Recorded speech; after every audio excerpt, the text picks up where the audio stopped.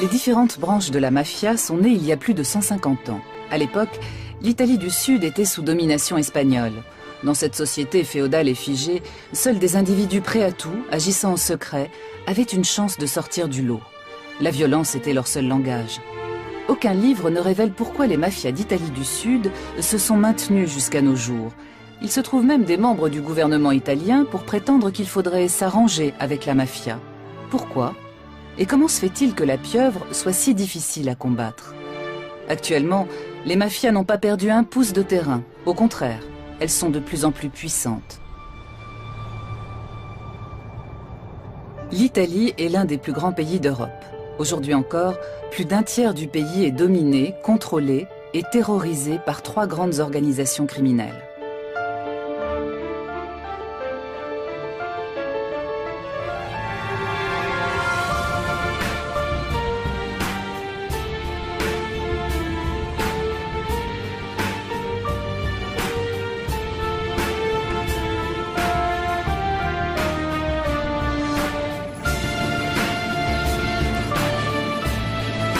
L'aéroport de Palerme porte le nom de 2 juges assassinés par la mafia. L'autoroute qui relie l'aéroport au centre de Palerme. Sortie Capaci. C'est là que Giovanni Falcone, sa femme et 3 membres de leur escorte trouvent la mort le 23 mai 1992 dans l'explosion d'une demi-tonne de dynamite. L'attentat est signé Cosa Nostra, mot à mot, notre affaire. Le juge Falcone, qui enquêtait sur la structure interne de la mafia, était devenu gênant. Quelques années auparavant, on prétendait officiellement que la mafia n'existait pas.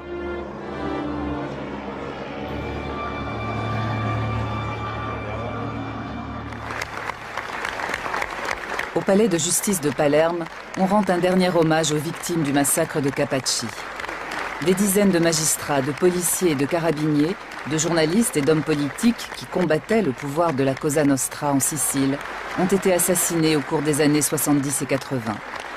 Avec Giovanni Falcone, l'Italie espérait terrasser définitivement la pieuvre. Mais après le massacre de Capaci, le combat semble perdu. Par la suite, les juges de Palerme se qualifieront eux-mêmes de cadavres ambulants. Le juge Paolo Borsellino, collègue et ami de Giovanni Falcone, se savait lui aussi menacé. Quelques mois plus tard, le 19 juillet 1992, Paolo Borsellino et son escorte sont victimes d'un attentat à la voiture piégée en plein centre de la capitale sicilienne. 9 ans plus tôt, le juge Rocco Chinnici et ses gardes du corps avaient subi le même sort, également à Palerme. Chinnici avait initié ses jeunes collègues Falcone et Borsellino à de nouvelles méthodes de lutte anti-mafia. Quand la mafia tue, le choix de la cible et la technique employée ont toujours valeur de message. En l'occurrence, le message signifiait « Gare à ceux qui s'imaginent pouvoir démasquer la mafia, au pire la détruire. Ils seront anéantis au sens propre du terme. Il ne doit rien rester d'eux, même leur souvenir sera effacé. » Rocco Chinnici connaissait bien la Sicile, son histoire et ses habitants. Il fut le premier à enquêter sur le flux d'argent occulte de la mafia. Sans lui, et sans les magistrats qui l'a formé, nous ne saurions rien de la mafia. Sa fille Caterina est à son tour devenue magistrate.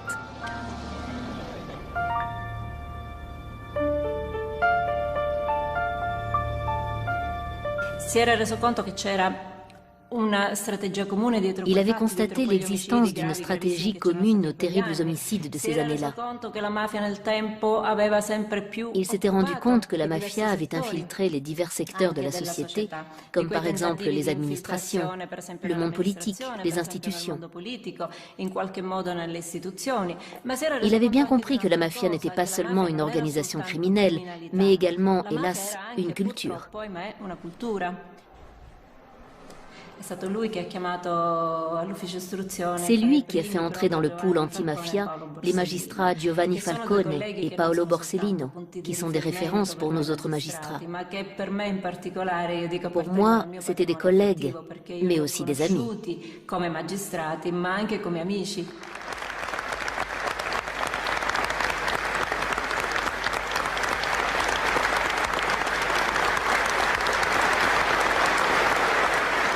è un dolore che si rinnova costantemente. C'est une souffrance qui se renouvelle constamment. Même si de nombreuses années ont passé, cette douleur ne s'apaise pas. Elle devient peut-être plus intime, plus dissimulée, mais elle est toujours très forte.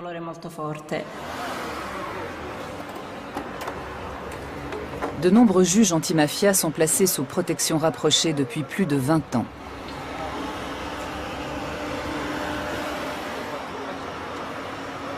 Tout comme leur famille, jour et nuit. Quand ils étaient étudiants en droit, ils étaient loin d'imaginer cela. À l'époque, entre 1975 et 1982-83,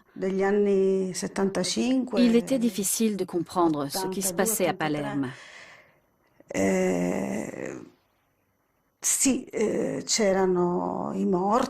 Bien sûr, les assassinats étaient bien réels. Il arrivait tout ce que nous savons, mais on n'y comprenait rien, car la mafia était secrète. La mafia était juste derrière nous. Elle nous suivait de près, mais nous, on ne la voyait pas. Giovanni Falcone avait réussi à obtenir les aveux d'un boss de la mafia.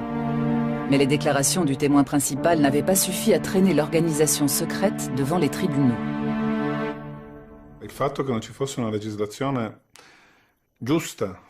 Il nous manquait une législation adaptée qui prenne en compte le phénomène mafieux. De plus, il existait cette collusion entre la mafia et une partie du monde politique, mais aussi de la magistrature, du barreau, des professions libérales au niveau local et quelquefois national.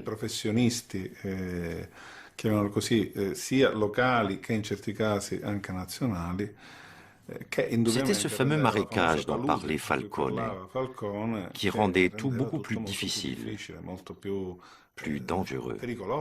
Le député Pio La Torre est assassiné en 1982. Avant sa mort, il avait déposé un projet de loi permettant de poursuivre toute personne ayant des liens avec la mafia et de confisquer les biens des mafieux condamnés.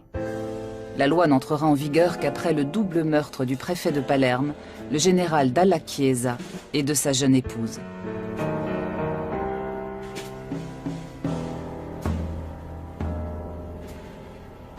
Il est désormais possible d'arrêter et d'inculper des dirigeants de la Cosa Nostra. Leur organisation et leur puissante armée secrète sont dans le collimateur de la justice.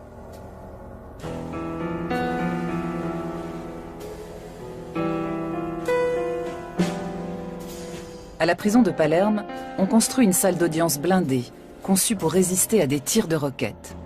C'est ici que le 10 février 1986 s'ouvre dans des conditions de sécurité maximum ce qu'on appelle le maxi-procès contre la Cosa Nostra.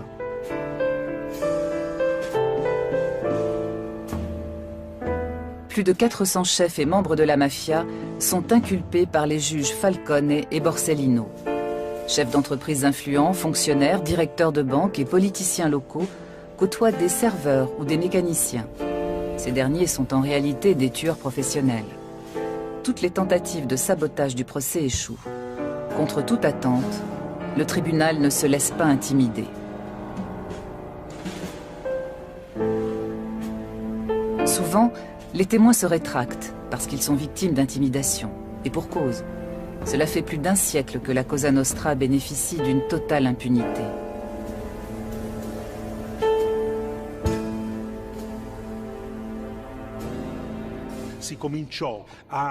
Le bruit commençait à courir que cela ne servait à rien, que ça ne faisait que nuire aux Siciliens et à leur image dans le monde.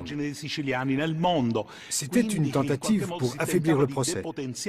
Je crois que je ne suis pas le seul à ne pas avoir dormi la nuit précédente, en partie à cause de l'immense responsabilité de devoir relater le procès des procès.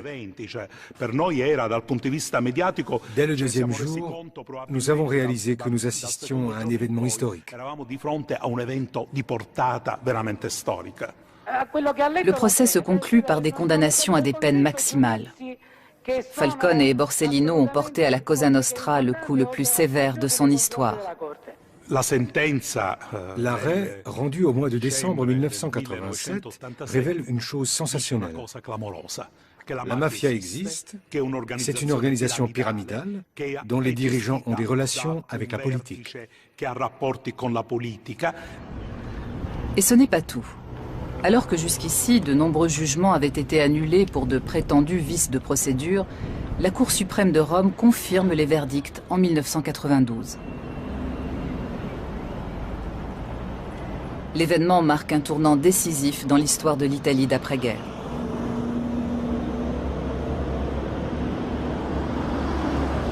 La réaction de la Cosa Nostra ne se fait pas attendre. L'organisation commence à faire le ménage dans ses propres rangs. Boss et politiciens chargés des contacts avec la démocratie chrétienne sont éliminés. Depuis la fin de la Deuxième Guerre mondiale, le parti avait pratiquement le monopole du pouvoir. Aujourd'hui, il est en pleine déliquescence. Falcone avait immédiatement compris. Il avait donné l'alerte, mais personne ne l'a écouté. Il avait dit « Le volcan est entré en éruption, désormais tout peut arriver ». Et en effet, les massacres de Capaci et de Via d'Amelio ont suivi, et lui-même et Borsellino ont été assassinés. En une année, la mafia a fait comprendre qu'elle détient toujours le contrôle total du territoire et de la vie de cette région. En 1993, un Sicilien sort de l'ombre. Il fonde le mouvement politique Forza Italia pour le compte de son ami, l'homme d'affaires milanais Silvio Berlusconi, qui n'a jamais révélé l'origine de son capital de départ. En 1994, Berlusconi devient président du Conseil.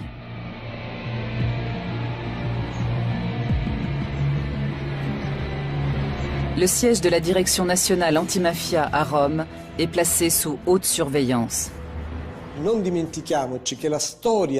L'histoire de la mafia en Italie ne se résume pas à la lutte contre la mafia, mais aussi à la cohabitation avec elle.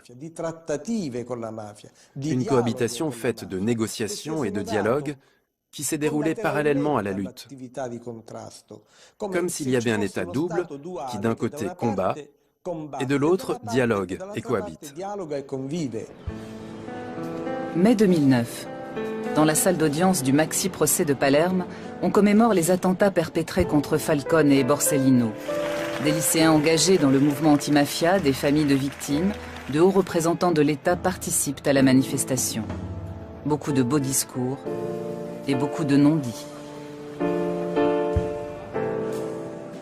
Après les attentats de Capaci et de Via d'Amelio, de réelles négociations ont été engagées. Car, je le répète, le dialogue n'a jamais été rompu.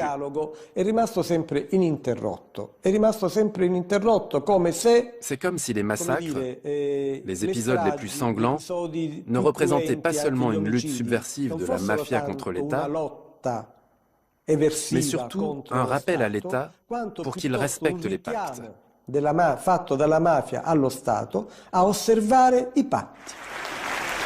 Un appareil d'État parallèle qui passe des accords avec la mafia.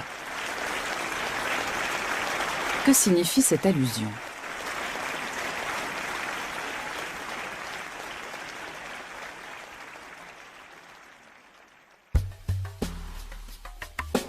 Voyage à Corleone, bastion légendaire de la mafia en Sicile.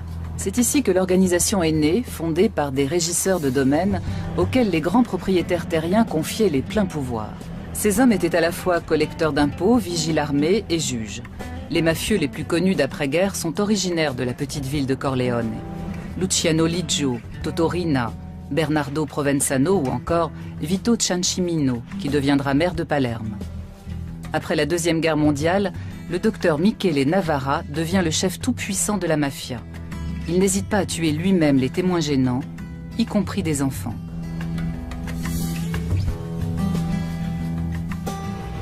Mais il s'oppose à la jeune génération du clan de Corleone qui veut faire main basse sur Palerme en s'attaquant à l'aristocratie mafieuse.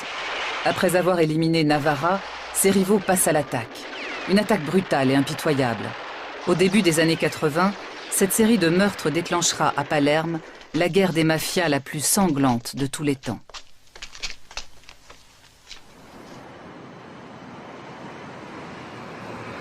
Mais les mafieux de Corleone sont vaincus par l'État et grâce aux confessions de chefs repentis de la Cosa Nostra de Palerme.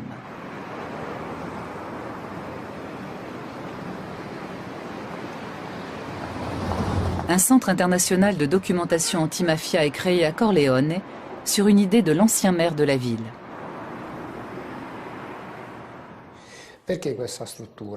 Pourquoi ce centre? Pour se souvenir qu'à Corleone, il y a eu la mafia la plus puissante, la plus féroce et la plus enracinée du monde occidental. Mais aussi pour qu'on sache qu'à Corleone, on a mené un combat contre la mafia. Ce lieu en est un témoignage concret. Les dossiers du maxi-procès relatent une défaite de la mafia, mais non sa fin. Car tout au long de son histoire, elle s'est toujours relevée. À la fin du XIXe siècle, les ouvriers agricoles et les paysans pauvres de Sicile se regroupent sous la bannière du tout jeune Parti socialiste italien. Le mouvement, basé à Corleone, a pour slogan « La terre appartient à ceux qui la travaillent ». Il est violemment réprimé par l'État.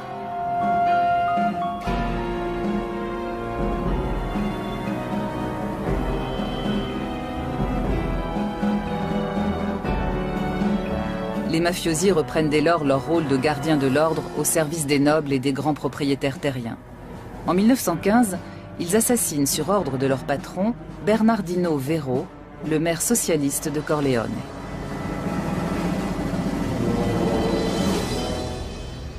Dans le parc de Corleone, le buste de cet adversaire de la mafia est régulièrement la cible d'actes de vandalisme. Quelquefois même, il est volé. Il a fallu réinstaller la statue à plusieurs reprises. Elle a été plusieurs fois l'objet de vandalisme, parce que le personnage et l'œuvre de Bernardino Vero dérangent aujourd'hui encore la mafia de Corleone, qui est la plus ancienne mafia du fief.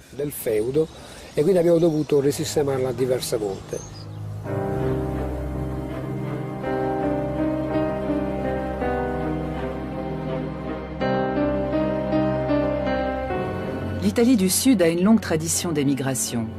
Ses habitants sont partis par centaines de milliers pour tenter leur chance aux États-Unis. Parmi eux, des mafiosi qui emportaient avec eux leur savoir-faire en matière d'organisation secrète et leur sens de l'honneur meurtrier. Ils noyautent les associations d'immigrés italiens et dominent rapidement les gangs issus des immigrations irlandaises et juives. La mafia cherche toujours la proximité du pouvoir. Lors des élections, les mafiosi monnaient les voix de leurs compatriotes et prennent rapidement de l'influence dans la politique intérieure américaine. Et comme au pays, ils continuent de racketter les membres de leur communauté en échange de leur protection. L'opinion publique américaine rejette ces immigrés criminels. Pendant ce temps, un silence trompeur règne à Palerme. Il n'est pas question de la mafia. Sur le plan culturel, la ville prétend toujours rivaliser avec Paris et Londres. Jusqu'en 1893. Cette année-là, la mafia frappe très haut. Le journaliste et écrivain Gian Mauro Costa est originaire de Palerme. Il travaille sur l'histoire d'Emanuele Notar Bartolo, ancien maire de Palerme, devenu directeur de la Banque de Sicile.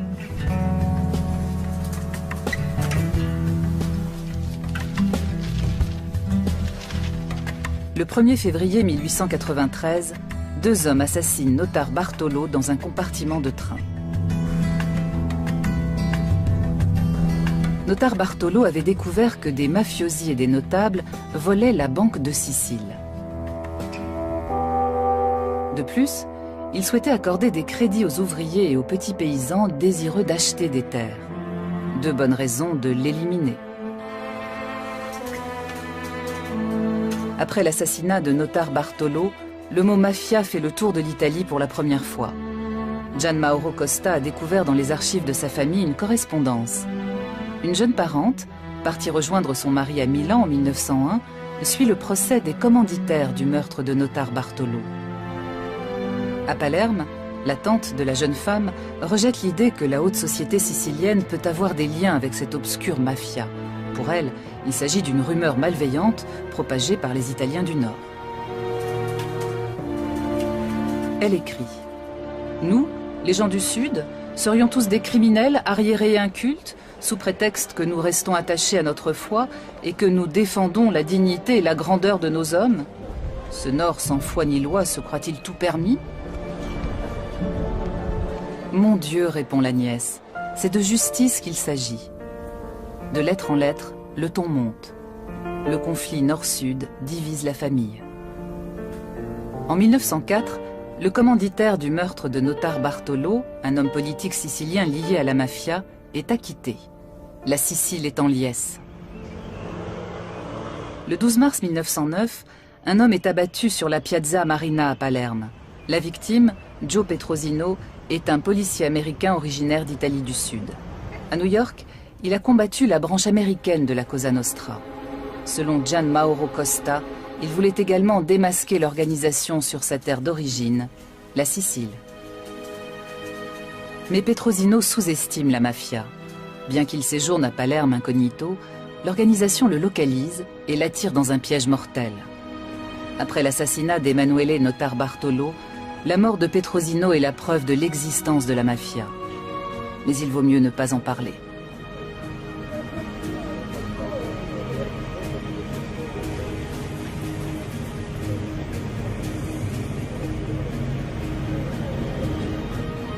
À New York, 200 000 personnes assistent aux funérailles du policier. Mais si Petrosino est mort, la mafia, elle, est bien vivante et de plus en plus puissante. Alors, il vaut mieux s'en accommoder. Une attitude qui perdure encore. Les crimes de la mafia ont longtemps été classés dans la catégorie délinquance de bandes organisées. La phrase ricorrente era si ammazzano tra di loro. On disait alors, ils se tuent entre eux. Cela ne représentait donc pas un danger pour la société, puisqu'il s'agissait de règlements de compte au sein même de la mafia. Et on n'avait donc pas à s'en soucier. Ce dont on ne se rendait pas compte, c'est que la culture de la mafia s'enracinait dans cette ville et corrompait tout. Quand la Première Guerre mondiale éclate, on resserre les rangs dans tous les pays. À la fin de la guerre, les bolcheviks ont pris le pouvoir en Russie et des partis communistes se créent en Europe occidentale. Pour les masses laborieuses d'Italie du Sud, c'est un nouvel espoir. Dans toute la Sicile, on assiste à une vague de grèves, de révoltes et d'occupation des terres. Andiamo! Andiamo!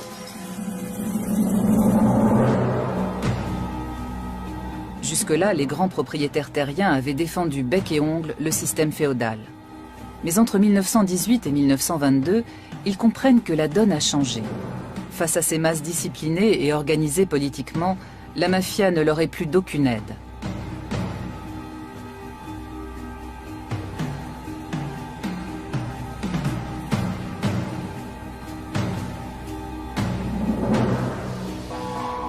La dictature fasciste de Benito Mussolini met alors brutalement fin à toute forme de mouvement social. Le Duce ne supporte pas l'idée d'une Italie sous-développée. Il entreprend une modernisation radicale de l'Italie du Sud pour prouver la supériorité de son système. Il fait mécaniser des fermes, construire des cités modèles et ouvrir des écoles de prestige. Cependant, Mussolini ne touche pas au pouvoir des grands propriétaires terriens de Sicile. Quant à la mafia, il ne tient pas compte de son existence. Quand Mussolini s'est rendu en Sicile pour la première fois, il est arrivé escorté par les gendarmes et la police, comme c'est la règle pour les visites d'État. Un mafieux lui dit alors « Excellence, en Sicile, vous n'aviez pas besoin d'amener gendarmes et policiers, nous nous serions chargés de tout. » Cet épisode a heurté la susceptibilité de Mussolini, qui était convaincu, avec raison, d'être le seul à commander l'Italie. Il n'admettait pas l'existence d'une autre autorité. De retour à Rome, il a décidé de faire la guerre aux mafieux. Le Duce envoie le préfet Cesare Mori en Sicile et lui donne les pleins pouvoirs. Selon lui, la mafia était un problème criminel. Il a donc employé des moyens militaires. Cesare Mori va plus loin. Pour débusquer les boss de la mafia, il emploie la torture et une répression massive contre la population. Mais la plupart des mafieux sont avertis et ont le temps de se cacher.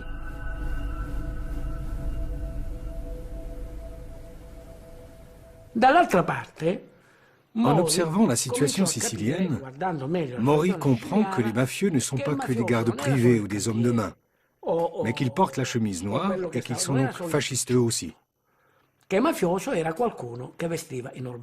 Alors il fait pression sur le parti fasciste national. Suite à cela, il est rappelé à Rome et nommé sénateur. Le régime ne parle plus de mafia et la mafia continue d'exister pendant la période fasciste. Mussolini est renversé en juillet 1943. L'idéologie fasciste et son empire usurpé s'effondrent. Les mafias d'Italie du Sud ont à nouveau le champ libre. Leur âge d'or commence. Pendant ce temps, la branche américaine de la Cosa Nostra est à l'apogée de sa puissance. Elle a fait fortune grâce au trafic d'alcool né avec la prohibition et au nouveau marché de la drogue. Des parrains légendaires comme Al Capone ont montré comment éliminer par la violence les concurrents, contrôler les marchés et corrompre politiciens et forces de l'ordre.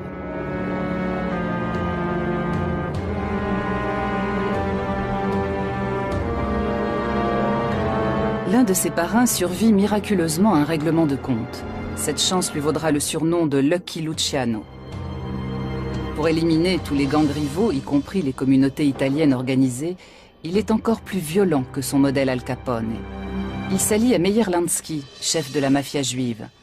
Avec des complicités de toutes origines, ils mettent la main sur les activités illicites les plus rentables du pays.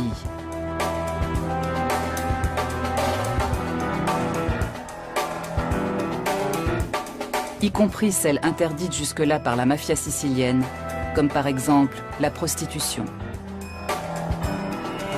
Après avoir noyauté, corrompu et écrasé le mouvement syndical américain, la Cosa Nostra entre à la bourse de Wall Street.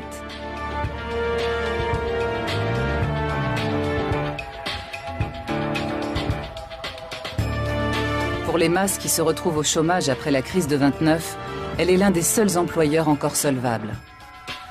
Dans ce contexte, l'État américain charge la mafia de mettre fin à des actes de sabotage dans le port de New York. Pour finir, les services secrets de la marine américaine contactent Lucky Luciano, alors condamné à une longue peine de prison. Les Alliés préparent le débarquement de Sicile. Ils chargent Luciano d'organiser les contacts avec les chefs de la mafia. Les militaires ne font pas la fine bouche. Au fond, puisque Mussolini les a persécutés, les mafiosi ne sont-ils pas des antifascistes? De plus, ils sont farouchement anticommunistes. Après avoir débarqué en Italie du Sud, les Alliés ont besoin d'une situation stable, sans agitation sociale, pour pouvoir continuer leur progression vers le nord. Ils s'appuient donc sur des chefs mafieux, comme par exemple le parrain Carlo Vizzini. En juillet 1943, le débarquement allié en Sicile commence par une violente offensive aérienne.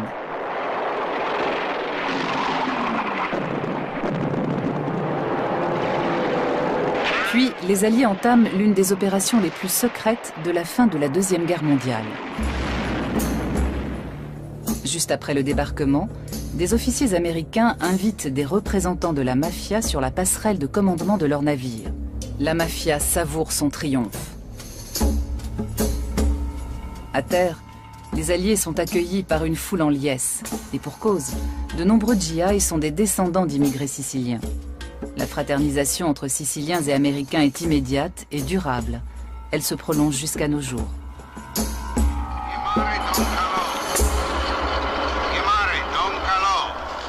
Don Carlo Vizzini, le parrain des parrains, est l'homme de la situation. Sous des dehors mal dégrossis, il joue un rôle clé dans toutes les activités lucratives de l'île. Sa famille compte quelques membres du clergé.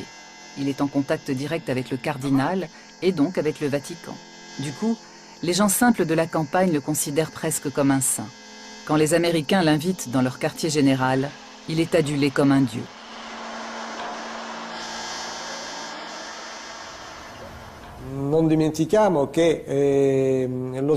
N'oublions pas que le débarquement en Sicile s'est déroulé avec l'aide massive de personnages mafieux auxquels on a même confié des charges politiques. Ils ont été nommés maires de certaines municipalités et ont obtenu ainsi une sorte de légitimité. Mr.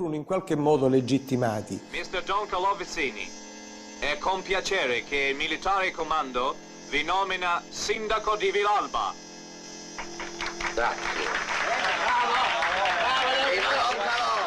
Naples est libérée en octobre 1943. La ville devient la base de ravitaillement des forces alliées et de l'aide humanitaire venue d'outre-Atlantique. Les cargos américains déversent dans la ville détruite et affamée des millions de tonnes de charbon, de farine, de maïs, de conserves et de matériel militaire, mais aussi des quantités astronomiques d'alcool et de cigarettes.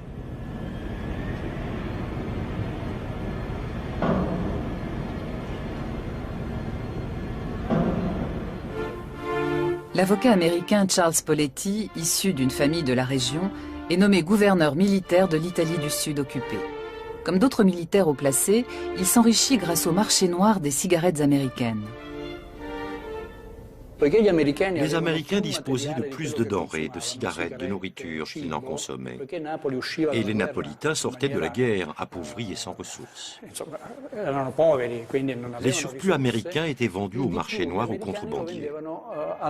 La marchandise de contrebande provenait donc des Américains. On assiste à des carrières étonnantes. Vito Genovese, recherché pour meurtre aux États-Unis, fait du trafic de cigarettes américaines à grande échelle. Il a d'excellentes relations avec Charles Poletti.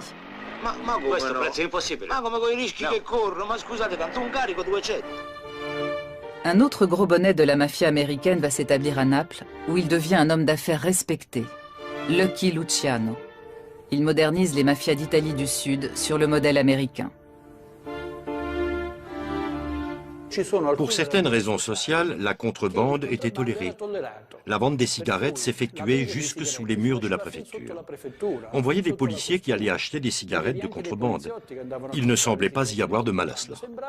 Au point que quand la répression a commencé à Naples et que les canaux à moteur qui servaient à la contrebande ont été saisis, les gens se sont mis en grève et ont manifesté. À Naples, la mafia fait des affaires florissantes. En Sicile, elle cherche à s'établir sur le terrain politique. Juste après la guerre, les partis communistes et socialistes mobilisent de plus en plus de monde en faveur de la réforme agraire, nécessaire depuis longtemps. Ils réclament en plus l'abolition de la monarchie au profit d'un État républicain.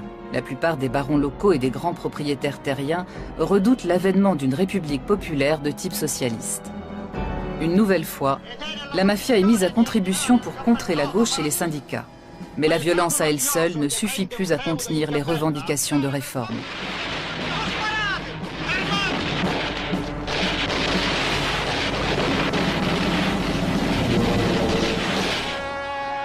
La situation empire quand la gauche remporte les premières élections régionales libres de Sicile. Le 1er mai 1947, une fête populaire est organisée dans la vallée de Portella della Ginestra, dans l'arrière-pays sicilien.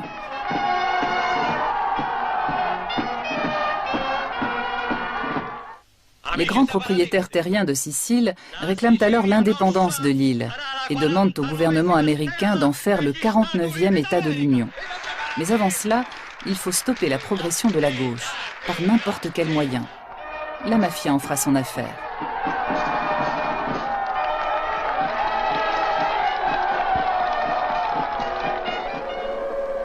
Elle contacte Salvatore Giuliano, jeune chef charismatique d'une bande de malfaiteurs comme il y en a tant à l'époque.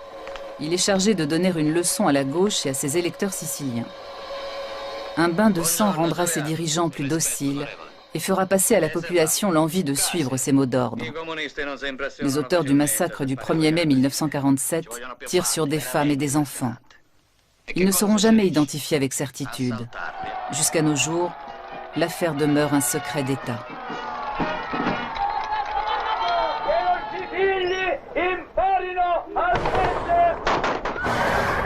Le bilan est lourd. 11 morts, dont 4 enfants, et plus de 30 blessés graves.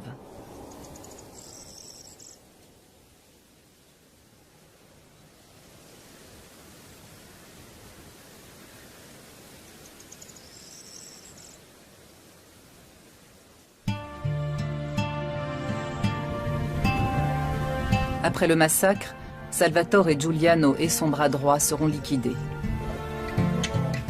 Tous les indices permettant de remonter jusqu'à la mafia, à des commanditaires ou des complices, ont disparu.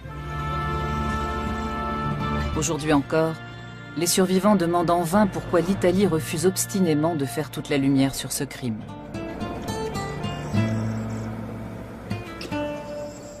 Maman a tout de suite été touchée. Elle n'a pas dit un mot. Elle a mis sa main comme ça. En me retournant, j'ai vu le sang couler de son nez et de sa bouche. J'ai dit, « Maman, c'est quoi ce sang ?» Elle a levé les yeux sans rien dire. On l'a soutenue tant qu'on a pu. Quand ça n'a plus été possible, on l'a étendue par terre. Nous étions couverts de sang. Puis peu après, ils ont recommencé à tirer. En rentrant chez nous, nous avons rencontré mon frère. Il a dit, « Papa, ils ont tué le cheval. » Nous avons répondu en pleurant, « Ils ont fait pire. Ils ont tué maman. » Il a mis sa main comme ça, sans un mot, sans une larme. Nous, gens de gauche, on nous surveillait comme des délinquants. Ces gens-là, ils ont tiré sur des honnêtes gens pour soutenir les délinquants. Et nous voulons savoir d'où cela est venu. Avant de mourir, je voudrais connaître la vérité sur Portella della Ginestra.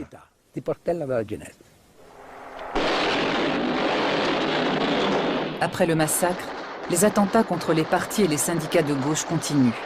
Des dizaines de permanents sont assassinés ou disparaissent sans laisser de traces.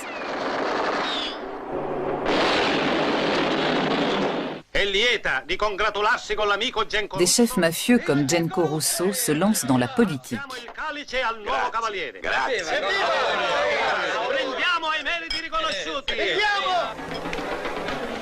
Don Carlo Vizzini est traité en chef d'État par les cardinaux. Dès lors, la structure du pouvoir des mafias a été modifiée.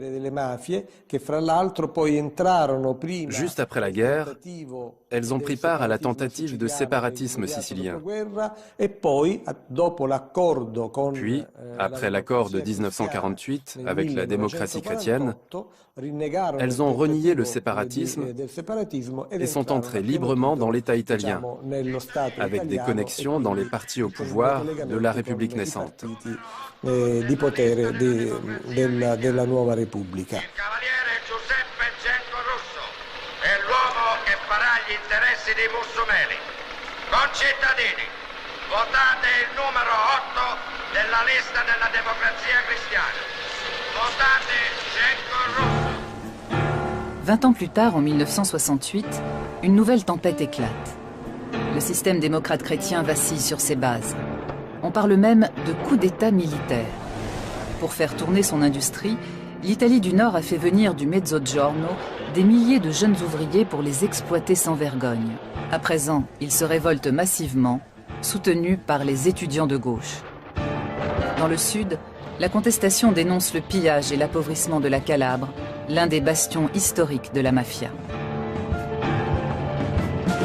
Sur son territoire, l'Ndrangheta calabraise parvient à canaliser la révolte au mieux de ses intérêts. Mais entre 1968 et 1970, la démocratie chrétienne, la mafia et l'Église catholique voient vaciller le système qui leur permet de se partager le pouvoir. Dans le secret d'une loge maçonnique, elle prépare le passage de la démocratie à un système autoritaire, avec un président tout-puissant. Elles ont le soutien des services secrets américains qui s'intéressent de près à l'Italie, membre de l'OTAN. Objectif : neutraliser les communistes, les syndicats et l'ensemble de la gauche, et prendre le contrôle de la presse, de la radio et de la télévision. L'homme fort de la loge P2 s'appelle Licio Gelli. Il a des relations avec la présidence américaine et les parrains de la mafia. À l'apogée de son pouvoir, l'homme de l'ombre commande aux services secrets italiens, à une partie des carabiniers et de l'armée.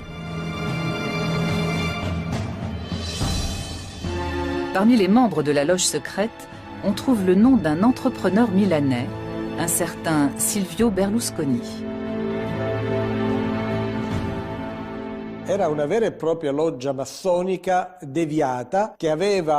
C'était une vraie loge maçonnique, dont les membres étaient représentants des services publics, de la magistrature et des forces de l'ordre. Mais elle était infiltrée par des personnages très discutables, proches de clans et de groupes mafieux. Ce qui les unit, c'est la peur du communisme.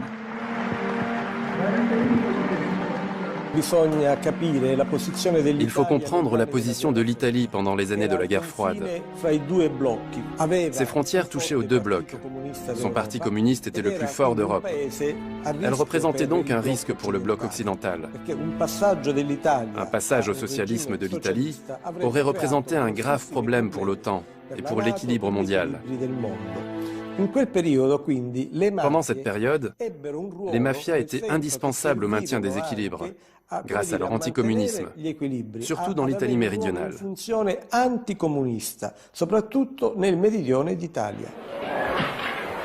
Elles sont alors mises au service d'une terrible stratégie secrète. Fin 1969, les services secrets italiens et américains optent pour la stratégie de la tension, avec le soutien de groupes néofascistes et de la mafia. C'est le début d'une série d'attentats à la bombe dans des gares, des trains ou des rassemblements de masse. Officiellement, ce climat de terreur est mis sur le compte de la gauche italienne. En réalité, il s'agit de faire pencher l'opinion publique en faveur d'un homme fort qui prendrait la tête de l'État. L'Église se tait toujours. Pendant 150 ans, elle a respecté la loi du silence, contestant l'existence de la mafia, qu'elle qualifiait même d'invention des communistes. Seul le cardinal de Palerme, Salvatore Pappalardo, dénonce la collusion de l'Église, de la démocratie chrétienne et de la mafia.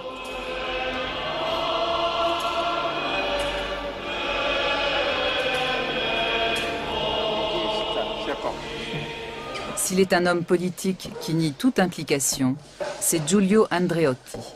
7 fois président du Conseil, ce démocrate chrétien de la première heure, formé par le Vatican, explique à mots couverts pourquoi l'Église et la démocratie chrétienne ont fait alliance avec tous les groupes anticommunistes depuis 1945, y compris la mafia. Dans les organismes catholiques, nous avions connaissance des persécutions religieuses pratiquées dans les pays où les soviétiques avaient pris le pouvoir. Et c'était donc une sorte de guerre préventive, afin que cela ne se répète pas en Italie. Ceci explique aussi l'engagement de l'Église dans les élections de 1948, dans les comités civiques. Il ne s'agit donc pas d'une invasion du domaine politique, mais d'une défense. Pour l'exprimer par une comparaison, comme les cultivateurs indépendants défendaient leurs terres contre les nationalisations, de même, les cultivateurs indépendants des âmes défendaient leur propre liberté et leur subsistance. En 1988, le cardinal Pappalardo déclare que les liens entre l'Église et la démocratie chrétienne d'une part et la mafia d'autre part sont incompatibles avec les fondements de l'état de droit et les principes du christianisme. En conséquence, il faut excommunier les mafieux. Mais la population ne l'entend pas de cette oreille. Dans un quartier périphérique de Naples, des femmes s'opposent à l'arrestation de leur mari, membre de la Camorra. Elles accueillent les représentants de l'État au cri de « Fuori », dehors. Pour elles, l'ennemi, c'est l'État. Que ce soit à Naples, en Calabre ou en Sicile, les deux seules grandes organisations à bénéficier d'un appui populaire sont la mafia et l'Église catholique. Sans réelle perspective d'avenir, les générations qui grandissent dans ces régions misent de plus en plus sur le trafic de drogue auquel se livrent leurs familles et leurs clans, acceptant ainsi de vivre dans la clandestinité, d'aller en prison ou d'être assassinés dans la fleur de l'âge. Comme à Duisbourg, en Allemagne, où de jeunes Italiens sont tués par l''Ndrangheta en août 2007.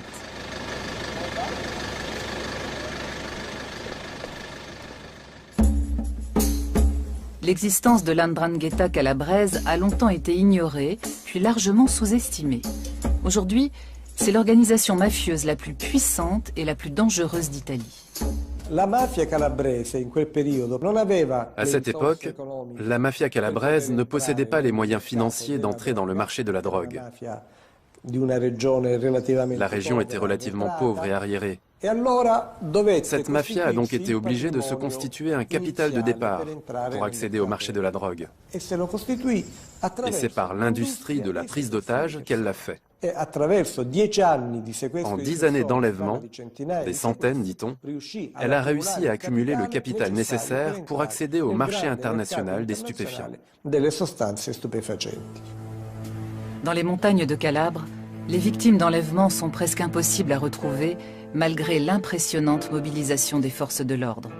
L'Ndrangheta investit l'argent des rançons dans des entreprises de travaux publics, ce qui lui permet ensuite de profiter des milliards que rapporte la modernisation de l'autoroute reliant Salerne à Reggio de Calabre. L'Ndrangheta est profondément ancrée dans le catholicisme, à tel point que les chefs de clan se réunissent chaque année dans un lieu de pèlerinage des montagnes de l'Aspromonte. Si l'organisation étend ses ramifications dans le monde entier, ce n'est pas seulement dû à l'émigration, mais aussi à la volonté délibérée des clans.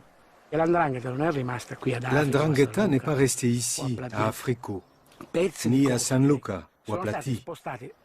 Des membres des clans ont été transférés, comme des filiales, dans les régions du Nord ou à l'étranger. L'Ndrangheta est l'unique organisation mafieuse italienne à posséder 2 ou 3 sièges. Le cœur et le cerveau sont ici, à Africo, mais l'autre partie d'Africo se trouve à Milan ou à l'étranger, où elle manipule d'incroyables quantités de drogue. Il faut considérer Africo dans sa dimension nationale et internationale si on veut comprendre ce qu'ont réussi à faire ces gens-là.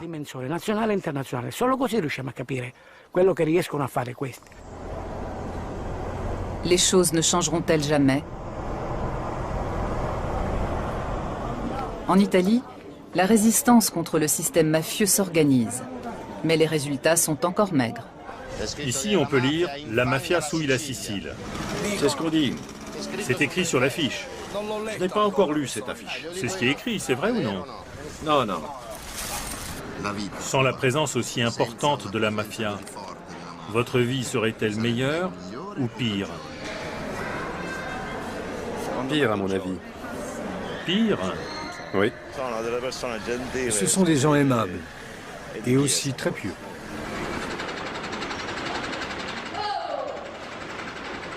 Avec un chômage avoisinant les 70%, des centaines de milliers de personnes ne peuvent compter que sur les revenus du trafic de drogue et d'autres activités illégales.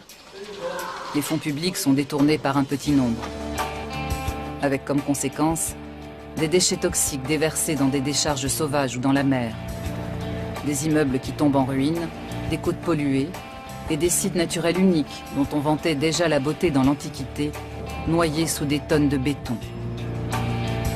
Ceux qui aspirent à une vie indépendante et tentent de s'affranchir de ce système criminel sont victimes de représailles.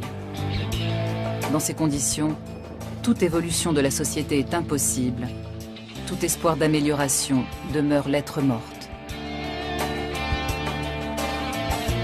Exemple, cette clinique de luxe servant à blanchir de l'argent sale. Construite par des hommes de paille avec de l'argent mafieux, elle a été saisie par la justice. Elle était censée attirer de riches patients, mais aussi encaisser des subventions permettant de financer des soins coûteux.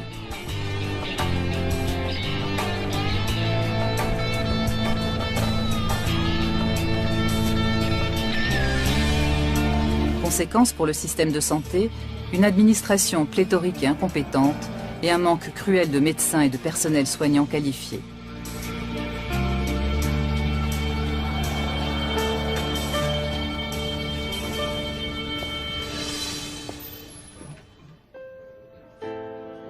Résultat, des services entiers doivent être fermés dans les hôpitaux.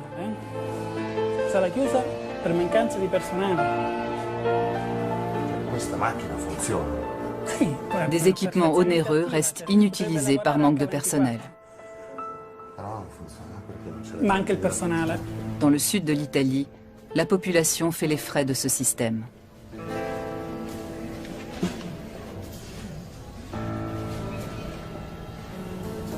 À la direction de la lutte anti-mafia, on ne se fait pas d'illusions.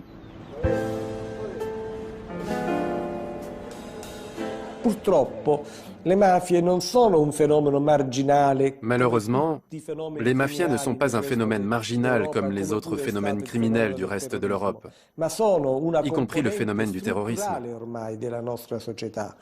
Elles sont désormais une composante structurelle de notre société, une composante indispensable même, puisqu'elles sont l'interlocuteur nécessaire pour toutes les politiques menées par l'État en Italie du Sud.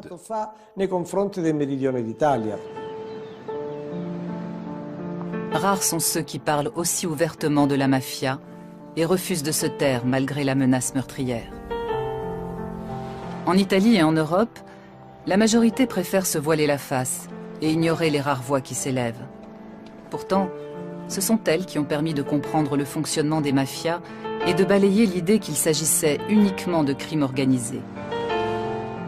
L'État mafieux est une réalité qui gangrène la société. Il est potentiellement aussi dangereux que n'importe quel système totalitaire.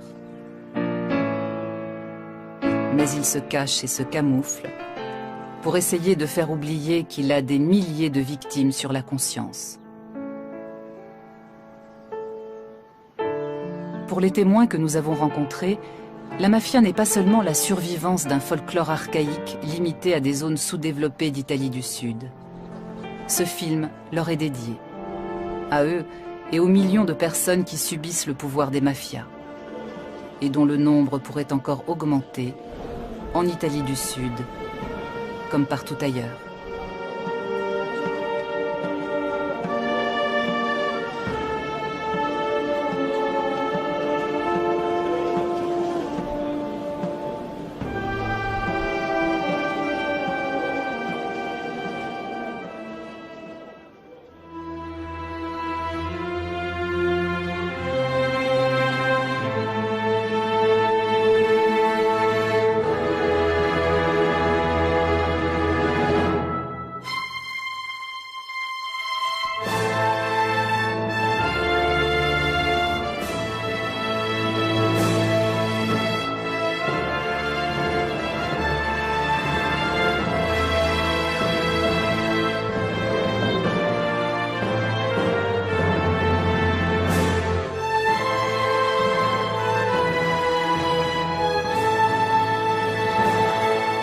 Il fut le premier à enquêter sur le flux d'argent occulte de la mafia.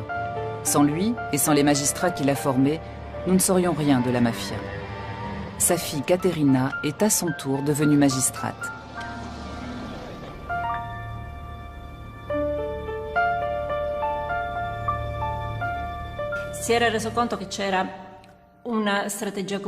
Il avait constaté l'existence d'une stratégie commune aux terribles homicides de ces années-là.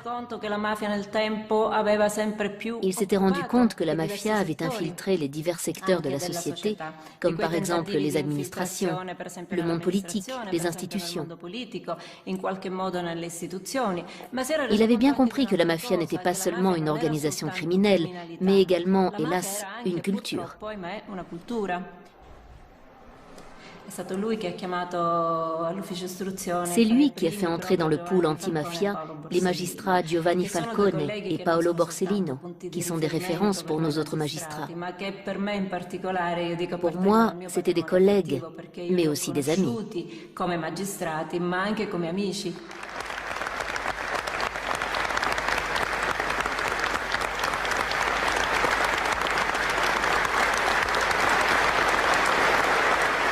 C'est une souffrance qui se renouvelle constamment. Même si de nombreuses années ont passé, cette douleur ne s'apaise pas. La beauté dans l'Antiquité, noyée sous des tonnes de béton.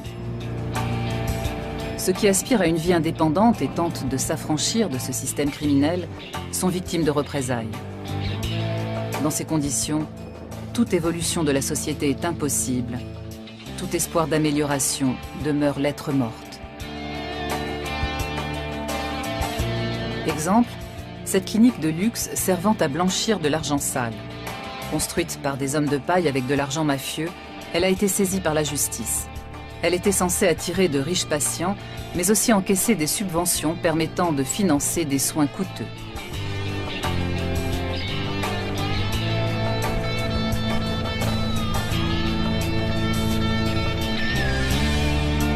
Conséquence pour le système de santé, une administration pléthorique et incompétente et un manque cruel de médecins et de personnel soignant qualifié.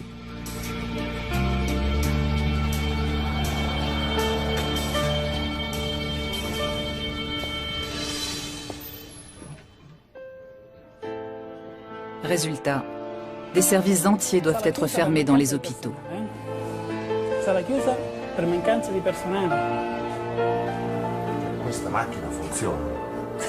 Des équipements onéreux restent inutilisés par manque de personnel.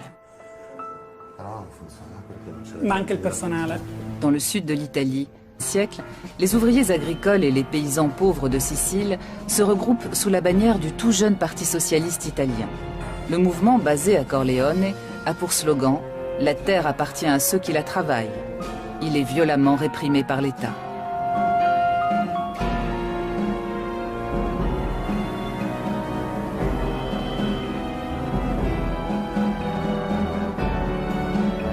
Les mafiosi reprennent dès lors leur rôle de gardiens de l'ordre au service des nobles et des grands propriétaires terriens. En 1915, ils assassinent sur ordre de leur patron Bernardino Vero, le maire socialiste de Corleone.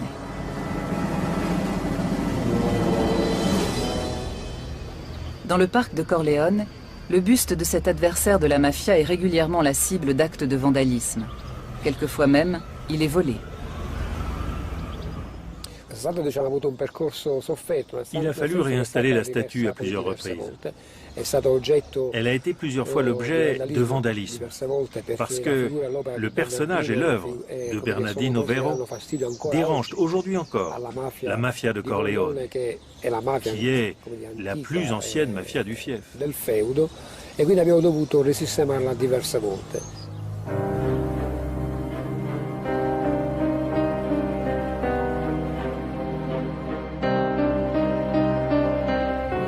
L'Italie du... Il ne s'agit donc pas d'une invasion du domaine politique, mais d'une défense. Pour l'exprimer par une comparaison, comme les cultivateurs indépendants défendaient leurs terres contre les nationalisations, de même, les cultivateurs indépendants des âmes défendaient leur propre liberté et leur subsistance. En 1988, le cardinal Pappalardo déclare que les liens entre l'Église et la démocratie chrétienne d'une part et la mafia d'autre part sont incompatibles avec les fondements de l'état de droit et les principes du christianisme. En conséquence, il faut excommunier les mafieux. Mais la population ne l'entend pas de cette oreille. Dans un quartier périphérique de Naples, des femmes s'opposent à l'arrestation de leur mari, membre de la Camorra. Elles accueillent les représentants de l'État au cri de « Fuori », dehors. Pour elles, l'ennemi, c'est l'État. Que ce soit à Naples, en Calabre ou en Sicile, les deux seules grandes organisations à bénéficier d'un appui populaire sont la mafia et l'Église catholique. Sans réelle perspective d'avenir, les générations qui grandissent dans ces régions misent de plus en plus sur le trafic de drogue auquel se livrent leurs familles et leurs clans, acceptant ainsi de vivre dans la clandestinité, d'aller en prison ou d'être assassinés dans la fleur de l'âge. Comme rares sont ceux qui parlent aussi ouvertement de la mafia et refusent de se taire malgré la menace meurtrière. En Italie et en Europe, la majorité préfère se voiler la face et ignorer les rares voix qui s'élèvent. Pourtant, ce sont elles qui ont permis de comprendre le fonctionnement des mafias et de balayer l'idée qu'il s'agissait uniquement de crimes organisés. L'État mafieux est une réalité qui gangrène la société. Il est potentiellement aussi dangereux que n'importe quel système totalitaire. Mais il se cache et se camoufle pour essayer de faire oublier qu'il a des milliers de victimes sur la conscience. Pour les témoins que nous avons rencontrés, la mafia n'est pas seulement la survivance d'un folklore archaïque limité à des zones sous-développées d'Italie du Sud. Ce film leur est dédié, à eux et aux millions de personnes qui subissent le pouvoir des mafias, et dont le nombre pourrait encore augmenter en Italie du Sud, comme partout ailleurs.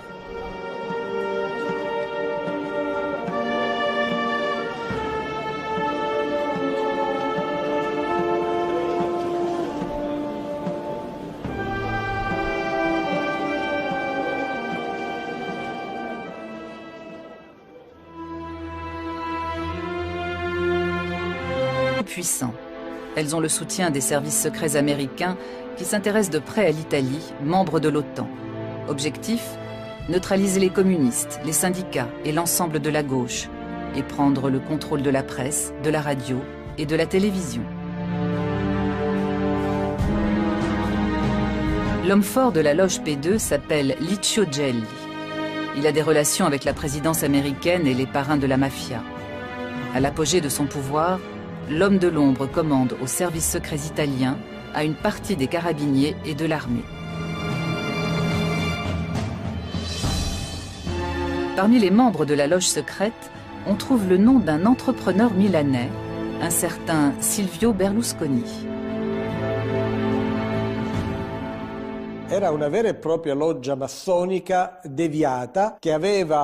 C'était une vraie loge maçonnique, dont les membres étaient représentants des services publics, de la magistrature et des forces de l'ordre. Mais elle était infiltrée par des personnages très discutables, proches de clans et de groupes mafieux.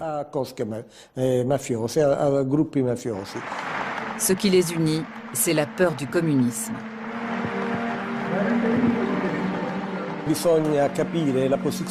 faut comprendre la position de l'Italie pendant les années de la guerre froide. Ses frontières touchaient aux deux blocs, sont passantes. Il cavaliere Giuseppe Genco Russo è l'uomo che farà gli interessi dei mussumeli. Concittadini, votate il numero 8 della lista della Democrazia Cristiana. Votate Genco Russo. 20 ans plus tard, en 1968, une nouvelle tempête éclate. Le système démocrate chrétien vacille sur ses bases. On parle même de coup d'État militaire. Pour faire tourner son industrie, l'Italie du Nord a fait venir du Mezzogiorno des milliers de jeunes ouvriers pour les exploiter sans vergogne. À présent, ils se révoltent massivement, soutenus par les étudiants de gauche. Dans le sud, la contestation dénonce le pillage et l'appauvrissement de la Calabre, l'un des bastions historiques de la mafia. Sur son territoire, l'Ndrangheta calabraise parvient à canaliser la révolte au mieux de ses intérêts. Mais entre 1968 et 1970, la démocratie chrétienne, la mafia et l'Église catholique voient vaciller le système qui leur permet de se partager le pouvoir. Dans le secret d'une loge maçonnique, elle prépare le passage de la démocratie à un système autoritaire, avec un président tout-puissant. Elles ont le soutien des services secrets américains qui s'intéressent de près à l'Italie, membre de l'OTAN. Objectif : neutraliser les communistes, les syndicats et l'ensemble de la Croix. L'idéologie fasciste et son empire usurpé s'effondrent. Les mafias d'Italie du Sud ont à nouveau le champ libre. Leur âge d'or commence. Pendant ce temps, la branche américaine de la Cosa Nostra est à l'apogée de sa puissance. Elle a fait fortune grâce au trafic d'alcool né avec la prohibition et au nouveau marché de la drogue. Des parrains légendaires comme Al Capone ont montré comment éliminer par la violence les concurrents, contrôler les marchés et corrompre politiciens et forces de l'ordre.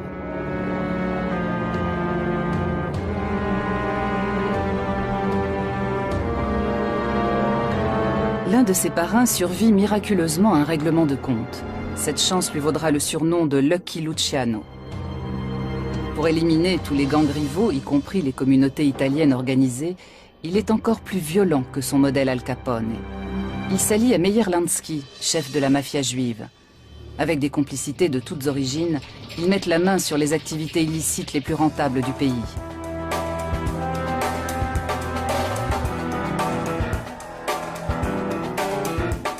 Y compris celles interdites jusque-là par la mafia sicilienne, comme par exemple la prostitution. Après avoir noyauté, corrompu et écrasé le mouvement syndical américain, la Cosa Nostra entre à la bourse de Wall Street.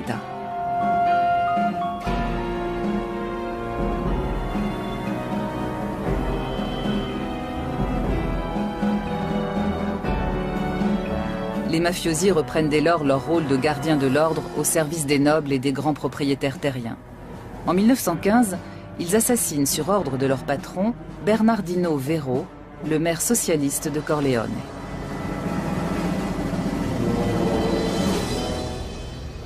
Dans le parc de Corleone, le buste de cet adversaire de la mafia est régulièrement la cible d'actes de vandalisme. Quelquefois même, il est volé. Il a fallu réinstaller la statue à plusieurs reprises. Elle a été plusieurs fois l'objet de vandalisme, parce que le personnage et l'œuvre de Bernardino Vero dérangent aujourd'hui encore la mafia de Corleone, qui est la plus ancienne mafia du fief. E quindi abbiamo dovuto risistemarla diverse volte.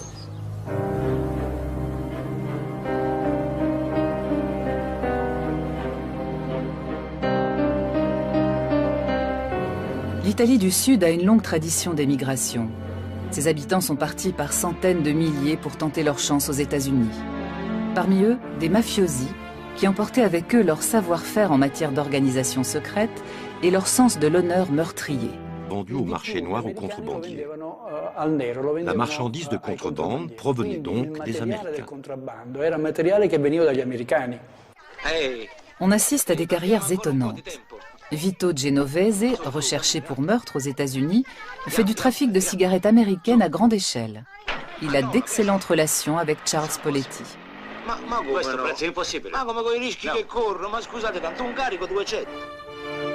Un autre gros bonnet de la mafia américaine va s'établir à Naples, où il devient un homme d'affaires respecté, Lucky Luciano. Il modernise les mafias d'Italie du Sud sur le modèle américain. Pour certaines raisons sociales, la contrebande était tolérée. La vente des cigarettes s'effectuait jusque sous les murs de la préfecture. On voyait des policiers qui allaient acheter des cigarettes de contrebande. Il ne semblait pas y avoir de mal à cela. Au point que quand la répression a commencé à Naples et que les canaux à moteur qui servaient à la contrebande ont été saisis, les gens se sont mis en grève et ont manifesté. À Naples, la mafia fait des affaires florissantes. En Sicile, elle cherche à s'établir sur le terrain politique. Juste après la guerre, les partis communistes et socialistes mobilisent de plus en plus de monde en faveur de la réforme agraire, nécessaire depuis longtemps. Ils réclament en plus l'abolition de la monarchie au profit d'un État républicain. La plupart des... Comme à Duisbourg, en Allemagne, où de jeunes Italiens sont tués par l''Ndrangheta en août 2007.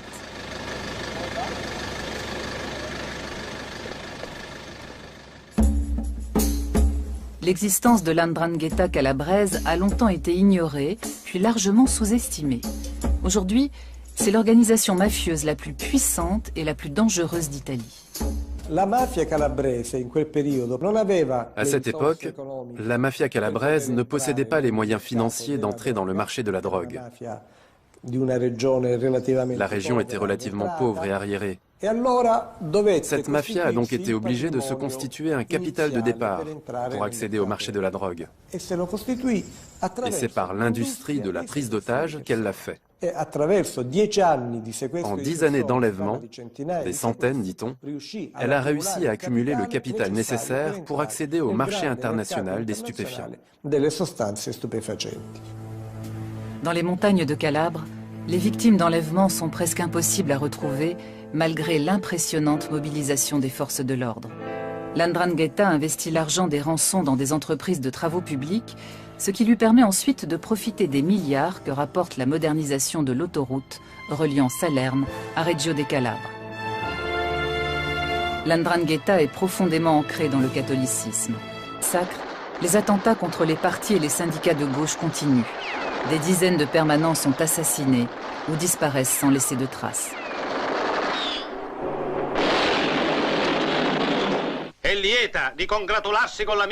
Des chefs mafieux comme Genco Russo se lancent dans la politique.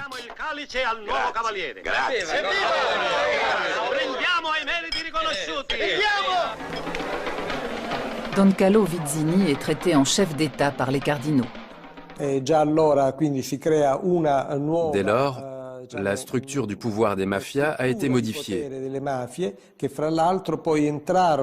Juste après la guerre, elles ont pris part à la tentative de séparatisme sicilien.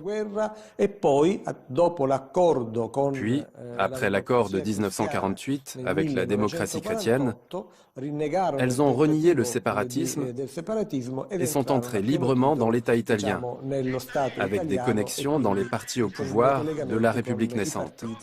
Di potere della nuova Repubblica. Il cavaliere Giuseppe Genco Russo è l'uomo che farà gli interessi dei mussumeli. Concittadini, votate il numero 8 della lista della Democrazia Cristiana. Votate Genco Russo. 20 ans plus tard, en 1968, une nouvelle tempête éclate. Le système démocrate n'entrera en vigueur qu'après le double meurtre du préfet de Palerme, le général Dalla Chiesa, et de sa jeune épouse.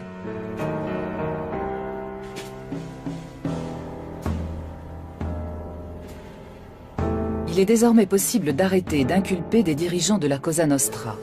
Leur organisation et leur puissante armée secrète sont dans le collimateur de la justice.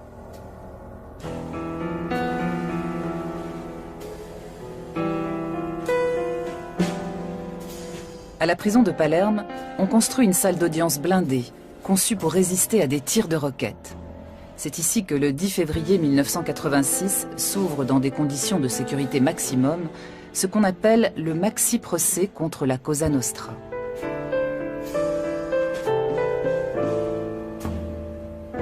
Plus de 400 chefs et membres de la mafia sont inculpés par les juges Falcone et Borsellino. Chefs d'entreprise influents, fonctionnaires, directeurs de banques et politiciens locaux côtoient des serveurs ou des mécaniciens. Ces derniers sont en réalité des tueurs professionnels.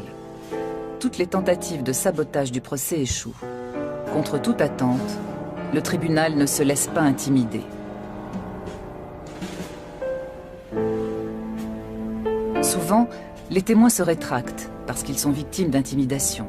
Et pour cause. Cela fait plus d'un siècle que la Cosa Nostra bénéficie d'une totale impunité. Conséquence pour le système de santé, une administration pléthorique et incompétente et un manque cruel de médecins et de personnel soignant qualifié.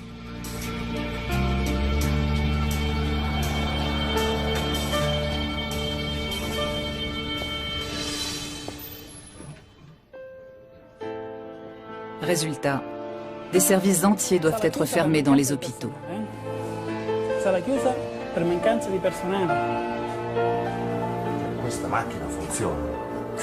Des équipements onéreux restent inutilisés par manque de personnel. Dans le sud de l'Italie, la population fait les frais de ce système.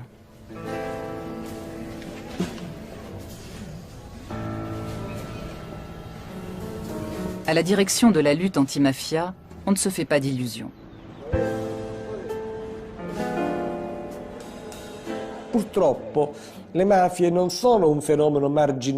Malheureusement, les mafias ne sont pas un phénomène marginal comme les autres phénomènes criminels du reste de l'Europe, y compris le phénomène du terrorisme. Elles sont désormais une composante structurelle de notre société, une composante indispensable même, puisqu'elles sont l'interlocuteur nécessaire pour toutes les politiques menées par l'État en Italie du Sud.